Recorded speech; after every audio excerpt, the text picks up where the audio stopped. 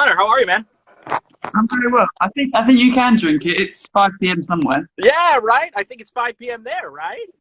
It actually is, exactly. It's on me. It's Cheers. drinking. How are you? How are things over there across the pond? Good. We were in a heat wave for a little while, and in typical British fashion, we like to moan about that. And now it's raining, and now I miss the heat wave. So, you know. Rain in England? I've never heard of such a thing.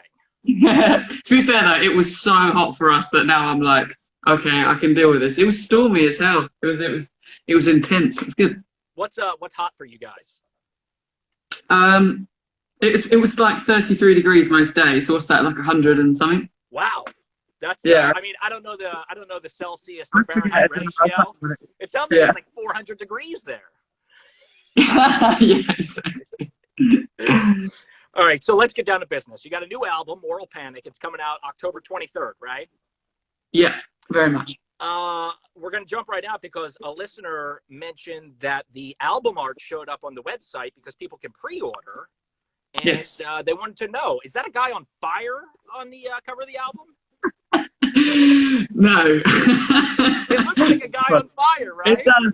No, it's just the motion of the colour that the artist and the videographer who did it. It was all live, as in like the colorway. So it's just the way it's come out. But it does look very fiery, doesn't it? Yeah. I mean, I looked at it and I see it looks like a guy in a ski mask on fire. So now anyone that looks at the album cover who's watching right now, they're gonna go, wait, what? I'm gonna say that. That's gonna be my answer. Yeah, it's a guy in a ski mask on fire. We're trying to be avant-garde. Trying to be outside of the box. Right. What has the process been like putting this album together during this pandemic? Did you have a lot of it written before all of this sort of happened? Yeah, so we had the album done in October. Oh, wow. So we were in LA and recorded it with Mike Crossy, and then the roll-up plan started happening. We had the first single kind of locked in for a certain date, and obviously COVID happened, and it was like, okay, it was just a lot of figuring out, if you get me. It was a lot of, all right, how do we go about this now? There was even talks of, you know, is this the right time to release it? What do we do? And we just thought, you know, let's just do it. Like we want to release it for us. The fans want it. Like we couldn't not. So October 23rd was set, and then the role plan's been the same ever since. So yeah, singles out. Yeah, it's been good. It's been pretty smooth, to be honest. It's just not been able to play it sucked. Right. Yeah, I mean, that's got to be the tough part. Like, you've got new music, you want to get some reaction from fans, and it's like, all right, you know, got to figure out a new way to go about this. Yeah, totally. Yeah, I mean, what did we do? We had the first single out and said to ourselves, all right, so this is the first time we've had a song out and not played it within that week or the week before. And so it was Dom's suggestion. Dom was like, well, why don't we just do some sort of live stream 4 or 5 camera video of Is Everybody Going Crazy? So we started doing these Solitude sessions, and it just took off from there. And I just started doing covers because I was bored at the start. And I felt a little bit like in a bit of a funk where I didn't feel like I wanted to write anything. So I thought, okay, well, let's just do some covers. So we had a lot of content out. So it's been all about that, really, just being able to be creative still whilst not having the means to do it, not being around each other. Right. Yeah. I loved the video that you guys did of Sorry with all of the fans playing along. Yeah. That video is awesome. Like, how does that make you guys feel, you know, knowing that passion from your fan base? They're like, yeah, we want to get in on this. I mean, I'm not going to lie. When I watched the video back, I definitely teared up. I was like, whoa, it hit me. It really, I guess you, especially being stuck here, you take for granted that kind of love you feel on stage and when you meet fans and stuff. So watching them sing our song all back in that huge, I think there was like 25 instrument orchestra. It hit me emotionally. It hit something in me, and it definitely made me teary. But I think everyone in the camp had the same reaction, just like, whoa, this is incredible. And seeing the fans obviously know the song so well, but play it so well. Like, you know, we had the piano guy at the start, which we were never going to do. We thought it sounds so good. Let's just make him start the song. It's cool. Yeah, it was amazing. Absolutely. So glad. Have you been able to get together with the guys, or have you guys just been completely socially distant this whole time? Well, we are now. We were, yeah, God, I didn't see any of them for 4 or 5 months, I assume. I think it was bizarre, yeah. And I live alone, so it's been very interesting in that sense. But the guys live up in London. I'm down in Essex at the moment. But now we've had some videos and stuff. We've been able to do socially distanced videos. Mm-hmm. So we're in that quote unquote bubble where we're allowed to see each other because we've been within each other's vicinities working anyway. So we've been we had another video shoot and a photo shoot, and we've just been writing. A couple of us have been writing together just for fun, really, if more than anything, and just something to do extra because we're supposed to be on tour for like basically the next year and a half, and we're not. But you know, it's nice to be able to see each other again, and you know, we're all such good friends as well. I genuinely really miss them a lot. You realise how much of it is your family. Like, I've really noticed that since doing lockdown, how much I miss touring with them. They're like, you know, it's like a 20-party family. It's so good.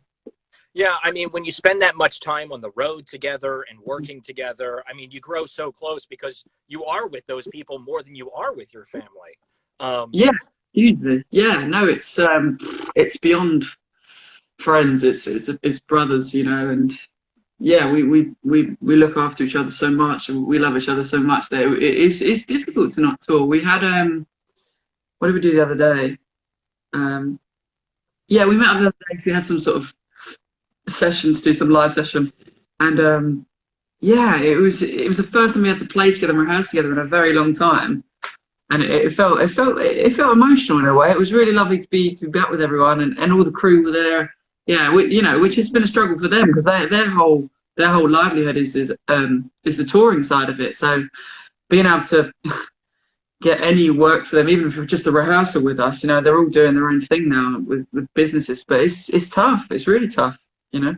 Yeah, I was going to say, you've mentioned in the past, you've talked about dealing with depression, and you live alone now amidst all of this. Like, what do you do to keep your mind right, to make sure that you don't fall back into that? That is such a good question on a very good day. I felt you got a smile today, so I figure it's a good day to ask. No, I mean, I always smile anyway. That's the trick. No, but I found the first 6 months really great because I was super reflective on life and on myself, and it was a really nice time for me to kind of, without getting too into it and get too hippie on it, touch into my kind of more spiritual side, and because you couldn't do anything. There's nothing I could get and do and eat and go out to. So it was like, you know what, we strip all that back and figure out who you are. And so that's been amazing. And then now 6 months in, I've just got a bit kind of antsy where I'm, I kind of want to get my hands on something and play more. So that's been frustrating. But I think I'm just going to kind of dive heavy into writing a bit more. I definitely spent a lot of time doing that just for fun, not even nothing with Steve. But I think because we've met up again now, we've got a bit more of a process and a schedule. We can meet up a few times a week and have a bit more of that. Because otherwise, I think I would struggle and I'd be all up in my mind a bit too much for sure. But you know, I've got ways of dealing with it now. Yeah, that's like yeah. I mean, the lack of structure, at least for me, I'm sure for you too. Like, I'm so used to having structure. You know, being in an office, having an air shift on the radio. You know, doing certain things. Whereas like now, it's all right. Well, I'll work a little bit here. I'll go do this now, and I'll come back to this. I miss having that structure in my life. Yeah, I didn't realize how.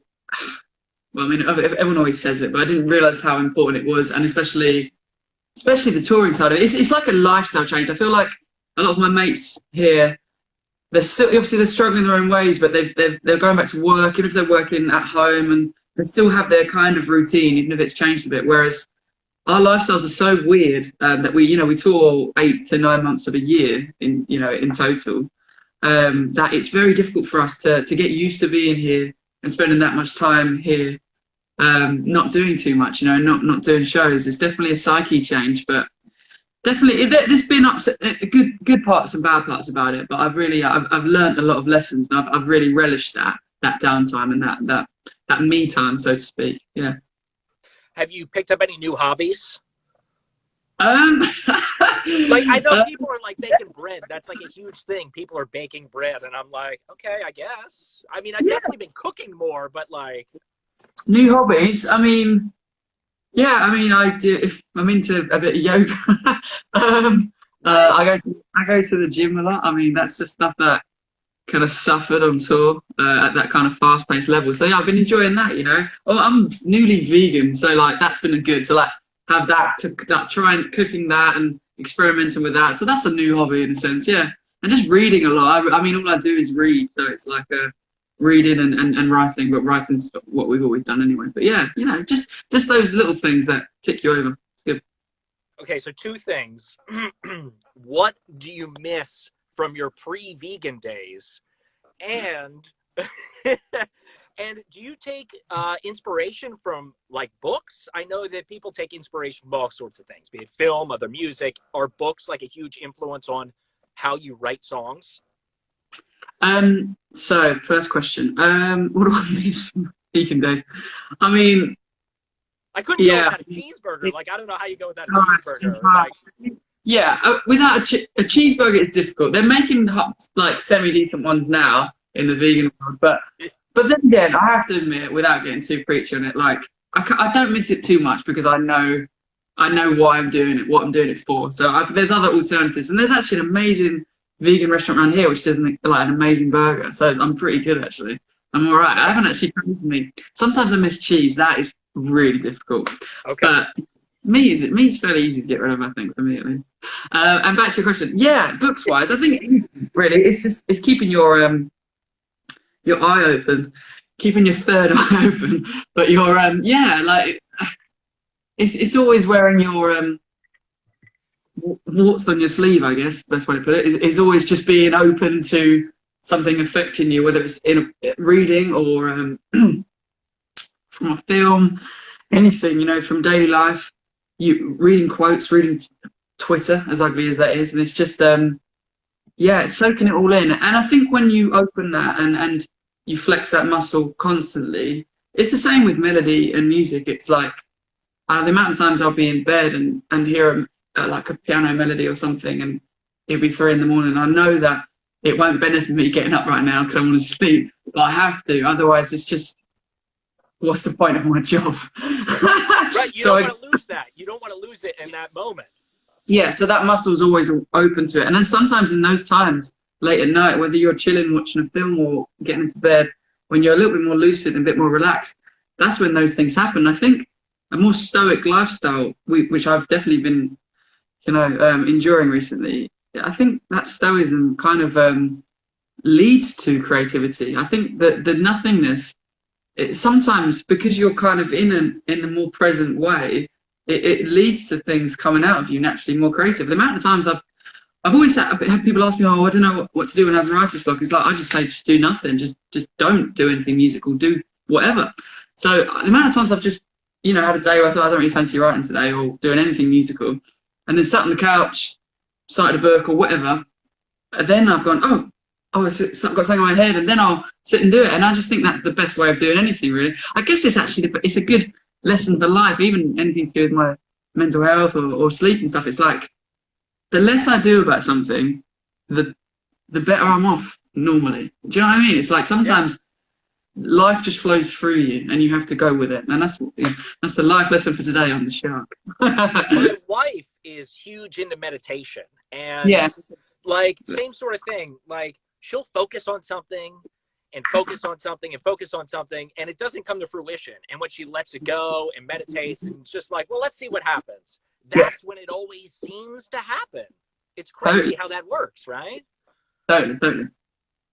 I agree. So you've been on tour and played festivals and done shows with some huge bands, Foo Fighters, Muse, 21 Pilots. Have you taken any lessons from those sort of experiences? Have you taken any poor lessons, had bad experiences? I mean, write better songs, play bigger venues. No, That's always the goal, right? yeah. I have to. When we first played with Muse, it was quite a shock to the system, the level of production and the kind of clinicalness of it. In a sense, they were a well polished machine, but they've been doing it for, for God, 20 years maybe, I think. But it was really inspiring. Don't get me wrong. It was amazing to see that the stadiums and and the production they brought in, and just the level of workmanship as well. Like the sound guys, the video guys, this and that, and every crew member and because they had like extras who were like almost performers, during the whole thing. Just it was incredible. So it was just very inspiring, and also I spoke to like Matt a lot about singing and about health, and he definitely, he more kind of reiterated what I hold dear anyway. I'm quite health conscious, and especially about my voice and stuff. And he just, he told me to not have spicy food before a gig, just funny things like that. But he's it was just cool. It was good to chat to people that have done it, and for so long. But they're so lovely. I mean, all the bands that we've met, hung out with Simon Neil from Biffy quite a bit, and he's the kindest chap I've ever met in my life. And and Foos are just lovely as well. So everyone in that kind of, it's funny. It's like when you get to that level, it seems like everyone's so mellowed out and over it that they're just chill. It's really nice. Yeah, I had the opportunity to meet Muse once and speak with Matt for a few minutes or whatever, but they make it seem so easy. Like on stage, behind the scenes, like they seem like the most chill guys in the world, and it's totally. It's amazing what they do.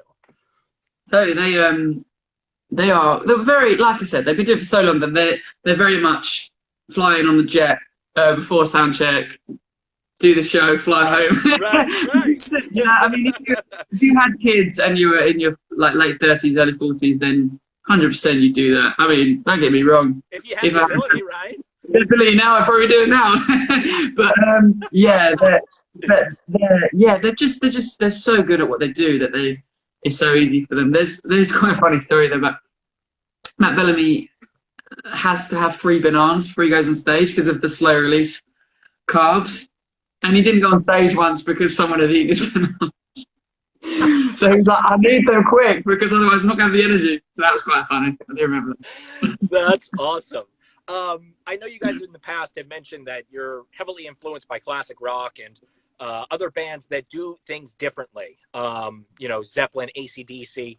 This new track, Real Love Song, I get like an early to mid 2000s sort of vibe from it. Are there any newer bands that you take inspiration or influence from as well?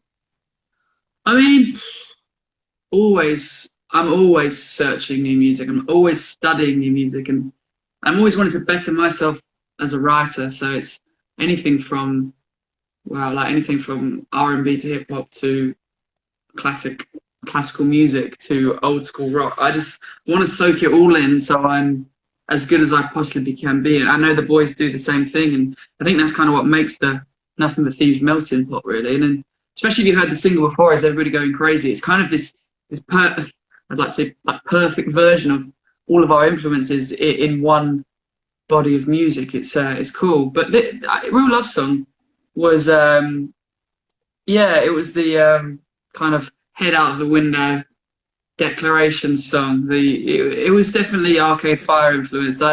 We had the verse and the riff, and it felt very, very The Boss, very Springsteen, very 80s movie feel, that kind of euphoric thing. And I remember saying to Dom, like, wouldn't it be cool if we didn't actually have a set chorus, didn't do the Killers chorus thing, and just chopped it and did a rise and a fall. So it was more like Rebellion by Arcade Fire, but with my kind of vocal on it, and a simple melody, really.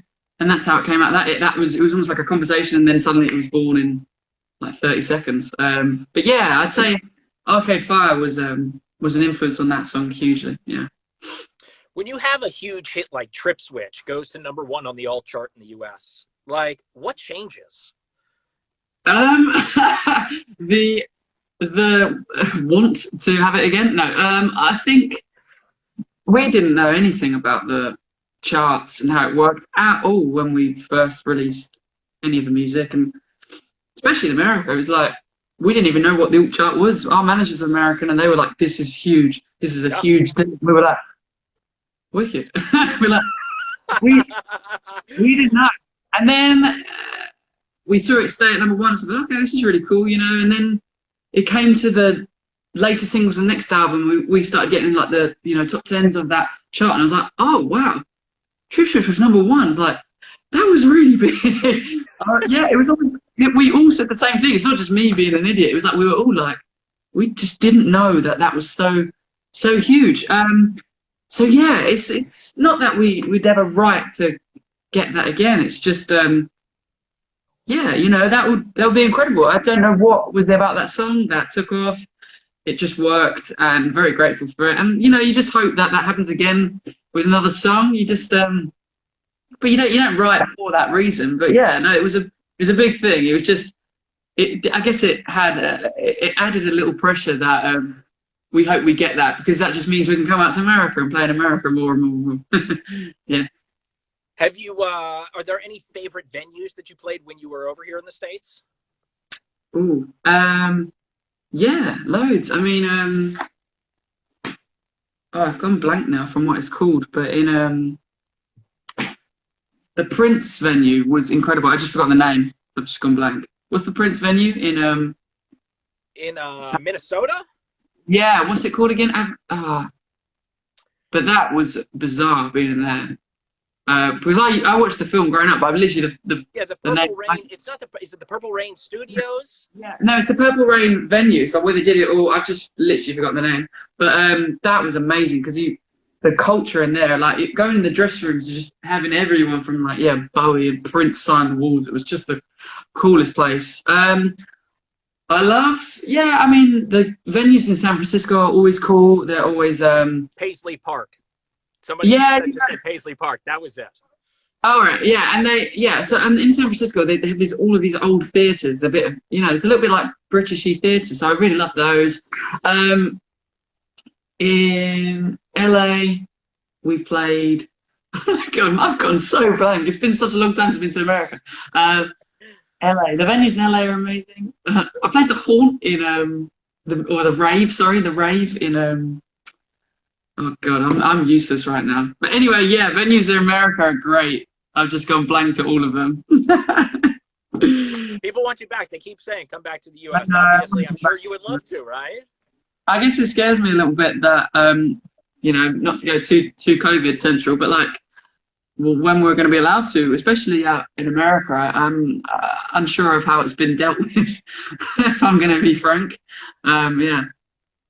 So I really hope we can, man. Really, really hope. I miss it a lot. Yeah. So Moral Panic, October 23rd. What can people expect from the album? Obviously, they're hearing Real Love Song. What influences did you have on this album? What really inspired you guys on the writing process? It's quite good. Well, the thing about us, which I now love, which maybe writing the second record was interesting. I love now that we don't have any genre influence or anything at all. We just write what we want, and I love that. It's from the first record. We were very young, like 18, 19, and because our taste was so eclectic. It's not that we didn't know who we were. It was just experimentation. It was just, let's just write songs, and obviously we play guitars and a piano, and we have a drums and a bass. But like, let's just not overly think about it. And yeah, so that's how the first album, the first EPs were born. Obviously, there was always a Radiohead nod at the start, just because of our upbringing. But generally, yeah, it was just do what we want, see what happens, see what sticks on the wall. And then the second album, it was like, okay, this has worked a little bit, things have gone well. But yeah, looking back on that first record, what are we, what do we do well? And it was kind of, I guess, expanding on those songs a little bit for the second record, but not pigeonholing ourselves. And then the second record went really well with Breaking Machine. And then this record, it was like, you know what? Who cares? Let's just do what we want. Don't answer to anyone. Don't feel the pressure of it. The first record, we felt that somewhat pressure of like, well, we have to get that next record out now. Luckily, that came under pressure in a weird way. It was written on tour in America mostly when kind of mental health and things were kind of really crumbling around us. But it kind of within that chaos, we gave birth to something, I think quite great and quite beautiful and honest, at least. And this time it was like, we don't have any of that pressure. Let's just write what we want to write for ourselves, and expand those musical boundaries, so to speak, and just pull them out. And I think there's like the heaviest song we've ever written on this record, and then the lightest song. I think it's weird, like Dom, Joe and myself were chatting about the other day.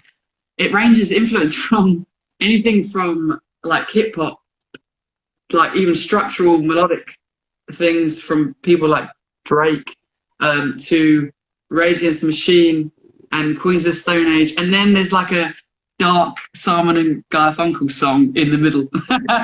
So it's just like, enjoy. We just write for ourselves, man, and that's without sounding too hippie about it. It's just we do that, and then hope people like it too. And it's got to be tough working under all that pressure and being able to feel like, okay, we can be ourselves now. We don't have to sort of write songs that people are expecting from us. Now you're like, whatever, we're good. We'll just write music that we feel like is good music. Well, we had we had a fairly big song in the UK and Europe with Amsterdam, which didn't take off too much in America. We didn't service it well, but that was a bit of pressure. We were like, do we need another Amsterdam? Do we need to rewrite that song? And I remember at the very start of writing the third campaign, we were like, okay, let's try and do an Amsterdam. And it was like, you can't recreate something that wasn't supposed to be that song in the first place. That song was Dom with a synth and me trying to figure out a poppy melody over it. And then Sonic was like, we wouldn't have written that rocky chorus without it starting kind of pop and synthy before. So it's like, you just can't recreate something that you've done once already, or at least that's what we believe. So we just said, we're never going to try that again. We're never going to try and recreate a song we've ever done. We didn't do that on the second record. So that was a trial and error thing. And then we just wrote all these other songs, and they turned out their own beast. Each song has its own life and has its own time on the record, and that's what's really important to us, is that each song has a place. Each song is as important as the other one. People love your sweater.